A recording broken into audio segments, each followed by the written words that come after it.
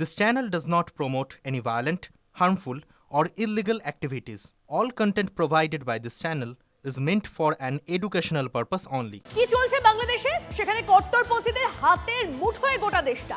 ISS এর সুতোয় বাঁধা ওপার বাংলা। আইএসএস এর দেখানো পথেই হাঁটছে বাংলাদেশের জঙ্গিরা।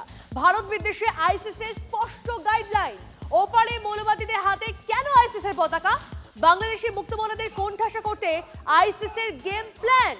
ঘুঁটি সাজিয়ে সংখ্যালঘু নির্যাতনের হিসেব নিকেশ কট্টরপন্থীদের। হ্যাঁ, ঠিকই শুনছেন, যে ছবি আপনারা দেখছেন, যে পতাকা আপনারা দেখছেন, সেখানে দেখুন তো কাদের পতাকা দেখা যাচ্ছে। আইসিস এর সুতোয় বাঁধা ওপার বাংলা। আইসিস এর দেখানো পথেই হাঁটছে বাংলাদেশের জঙ্গিরা। ভারত বিদ্বেষে আইসিস এর স্পষ্ট গাইডলাইন। ওপারে মৌলবাদীদের হাতে কেন আইসিস এর পতাকা? ভালো করে দেখুন, যে পতাকাগুলো দেখা যাচ্ছে সেখানে কিছু কিছু পতাকা রয়েছে যেগুলো আইসিস এর পতাকা, মানে শুধুমাত্র বাংলাদেশের পতাকা নয়। যে ছবি আপনারা দেখছেন সেই ছবিতে দেখা যাচ্ছে মৌলবাদীদের হাতে আইসিস এর পতাকা। কিন্তু কেন কেন তাদের দেখানো পথে হাঁটছে ওরা? বাংলাদেশি মুক্তমনাদের কোণঠাসা করতে আইসিস এর গেম প্ল্যান। ঘুঁটি সাজিয়ে সংখ্যালঘু নির্যাতনের হিসেব নিকেশ কট্টরপন্থীদের। সুশোভন আমাদের প্রতিনিধি আমাদের সঙ্গে রয়েছে, সরাসরি সুশোভনের সঙ্গে কথা বলবো। সুশোভন, যে ছবি সামনে আসছে সেই ছবি তো যথেষ্ট অস্বস্তিকর। মৌলবাদী কট্টরপন্থীরা তারা হাতের মুঠোয় নিয়ে নিয়েছে একটা বাংলাদেশকে। আইসিস এর সুতোয় বাঁধা তারা, তাদের হাতে আইসিস এর পতাকা কেন? দেখো, এটাই এখন সব থেকে বড় প্রশ্ন, যে কেন এরকম ঘটনা ঘটছে এবং যেভাবে এই ঘটনা ঘটছে একেবারে যে বিদ্বেষ, সেই বলা যায় যে সেই যে বিদ্বেষ এবং আইএসআই যে গাইডলাইন সেটা এখানে স্পষ্ট হচ্ছে।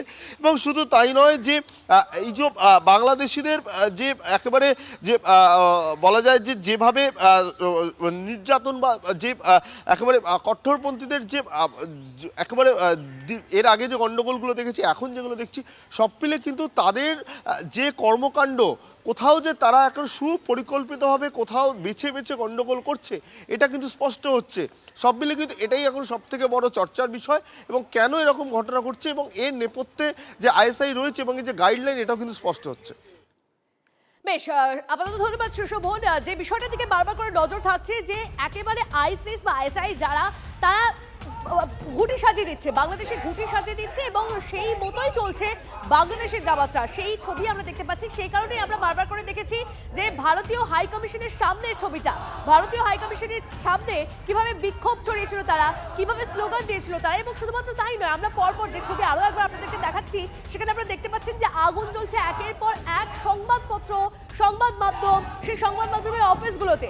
এবং এই যে ভারত বিদ্বেষ, বারবার করে প্রশ্ন উঠছিল যে এই ভারত বিদ্বেষের কারণ কি? বাংলাদেশের একাংশ যারা রয়েছে তাদের কি এই বিদ্বেষ, নাকি পেছন থেকে কোনো গেম প্ল্যান রয়েছে, নাকি কোনো ব্রেন ওয়াশ রয়েছে? এবং সেটাই বারবার করে স্পষ্ট হয়ে যাচ্ছে। এই যে আইসিস এর পতাকা নিয়ে তারা যে আনন্দ উল্লাস করছে, সেটা নিয়ে হয়তো বারবার করে স্পষ্ট হয়ে যাচ্ছে তাদের দেখানো পথেই হাঁটছে বাংলাদেশের জঙ্গিরা। কর্নেল দীপ্তাংশু চৌধুরী এই মুহূর্তে আমাদের সঙ্গে রয়েছেন। কর্নেল চৌধুরী, আমরা যে ছবি ওপার বাংলায় দেখতে পাচ্ছি সেটা যথেষ্ট অস্বস্তিকর। আইসিস এর পতাকা নিয়ে ঘুরছে তারা।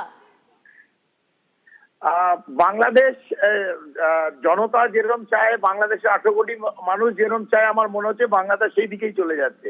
মোহাম্মদ ইউনিস বাংলাদেশকে এই চিত্রে দেখতে চেয়েছিল, অথবা ডিপ স্টেট তারা এইভাবে দেখতে ছিল বাংলাদেশকে ভেঙে দেওয়ার জন্য। সেটা ওরা এই 16 মাসে মনে হয় সফল হয়েছে। আজকে আইসিস এর ফ্ল্যাগ দেখা যাচ্ছে, বিভিন্ন জঙ্গি সংগঠনের লোকরা নেমে পড়ছে।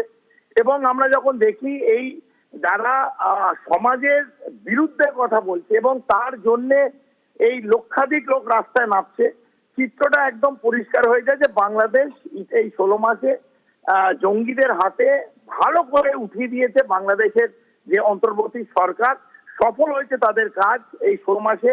শেখ হাসিনার গণতান্ত্রিক সরকার এবং বহুত্ববাদের সরকার, বহুত্ববাদের রাষ্ট্র, যেটাকে একবারে ভেঙে চৌচির করে দিল 16 মাসে। আমাদের দেখতে খারাপ লাগছে, কারণ ভারত তো 1971 16ই ডিসেম্বরে এই বিজয় দিবসের মাস চলছে, ডিসেম্বরের মাস, তখন একটা নতুন রাষ্ট্রের জন্ম দিয়েছিল, সাহায্য করেছিল। এবং এই দৃশ্য যেটা দেখছি নিশ্চিতভাবে দুর্ভাগ্যজনক এবং দুঃখজনক।